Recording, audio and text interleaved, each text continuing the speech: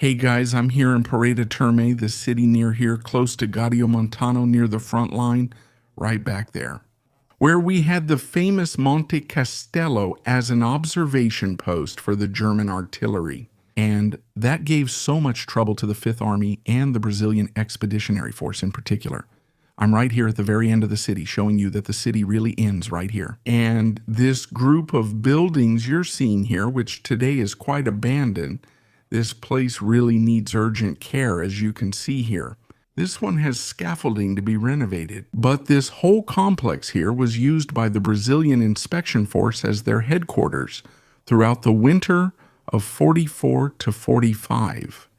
So, from November 1944 until the very beginning of March 1945. The Brazilian Expeditionary Force stayed here, was positioned in Porreta Terme, and General Mascarenhas' headquarters was at a post. The building would have been right here at this fence you're seeing, which is covering a lot that's empty today.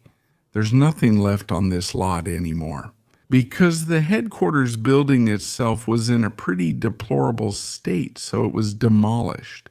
Here's the lot, but this whole complex here was used by the Brazilians. There was even a station here for receiving returning soldiers. People were very dirty, very tired, their uniforms completely unusable, so they had to go through a very thorough cleaning to get those uniforms back to usable condition, or even discard the uniform, depending on the damage. But they would bathe here in the hot springs. This is a thermal complex, a hot springs complex, so they would bathe here, a hot bath during the winter, and they would receive new uniforms to return to the front line. Up there in the mountains, so here in Porreta Terme, we have just down there, we have a bust of General Mascarenhas, which was installed here in 2016, I believe. If my memory serves me right, it was installed here in 2016. And I'm going to go over there to show you this bust of General Mascarenhas. Guys, I'm arriving at the installation of the bust of General Mascarenhas here in Porreta Terme. There's the flag of Italy and the flag of Brazil. And here we have the commemorative plaque from the Alto Reno community, honoring the monument to Marshal Mascarenhas de Moraes. All right, let's head to the bus. Well, while I'm walking back to the bus, I'll give you a brief explanation so you can understand the importance of Porreta Terme for the history of the Brazilian Expeditionary Force, right? The Expeditionary Force arrived here in the Reno Valley in the first days of November 1944. And the new mission of the Brazilian Expeditionary Force was to help clear Highway 64, which is the road that connects the lower Apennines. Here, starting in Pistoia, it connects to the other end of the Apennines, to the north, in the city of Bologna. So to clear this road, it was necessary to secure the areas around the road.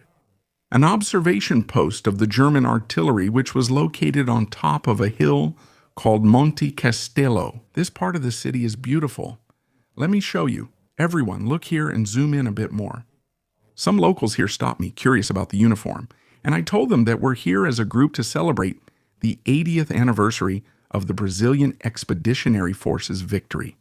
And everyone was all smiles, because here they are very grateful, because here in Porreta Terme we spent the whole winter, and many Brazilian soldiers used to share their food with the people here. So you can imagine that the food situation for the people in this region was extremely precarious at that time. And the Brazilian soldiers helped to keep this community here alive, literally alive during that very harsh winter.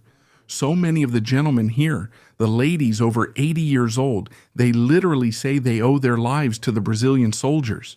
Because of this gesture of solidarity, of sharing the food from the Brazilian Expeditionary Force canteen with the civilians. So it's a feeling of gratitude. It's very interesting for anyone who wants to have the experience of coming here and talking to the local people. I believe you'll have the same experience as I did. I was stopped by 3 people over there. Evaldo is talking to two others. People are always very curious when we say we're from Brazil. Our bus is right up there, so we're going to continue our journey back to Pistoia. All right, so we'll see you later. Stay tuned here in the War Room